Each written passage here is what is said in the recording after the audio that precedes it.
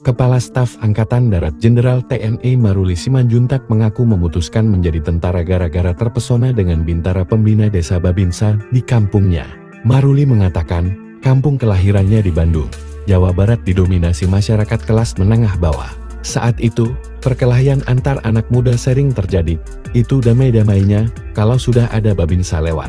Kata Maruli dalam wawancara program Brigade Podcast yang tayang di YouTube Kompas.com, Sabtu 21 Desember 2024. Menurutnya, saat itu orang-orang di kampungnya tidak mengerti soal kepangkatan di lingkungan militer, ia dan masyarakat di kampungnya hanya mengerti ada sosok Babinsa. Namun, ketika Babinsa itu lewat dan memarahi para pemuda yang berkelahi, semuanya terdiam.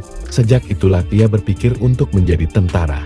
Itu semua orang langsung dim semua, dimarahin itu dim semua. Saya pikir wah boleh juga ini jadi tentara, ujar Maruli. Selain terpesona dengan sosok Babinsa, keinginan menjadi tentara juga timbul setelah menonton Rambo, film laga yang menceritakan mantan tentara elit dalam perang Vietnam.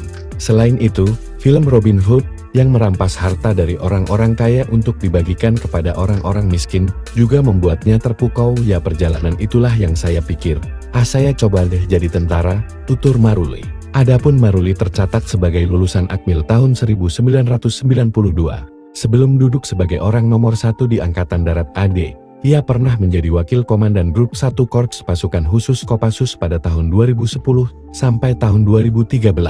Kemudian, Komandan Grup A Pasukan Pengamanan Presiden atau Paspampres pada tahun 2014 sampai tahun 2016, Komandan Korem 74 Waras Pratama tahun 2016 sampai tahun 2017, Wakil Komandan Paspampres tahun 2017 sampai tahun 2018, Kepala Staf Komando Daerah Militer Kosdam 4 Diponegoro tahun 2018, lalu Komandan Paspampres tahun 2018 sampai tahun 2020, Panglima Komando Cadangan Strategis Angkatan Darat atau Pangkostrat tahun 2022 sampai tahun 2023 dan KSED November tahun 2023 sampai sekarang.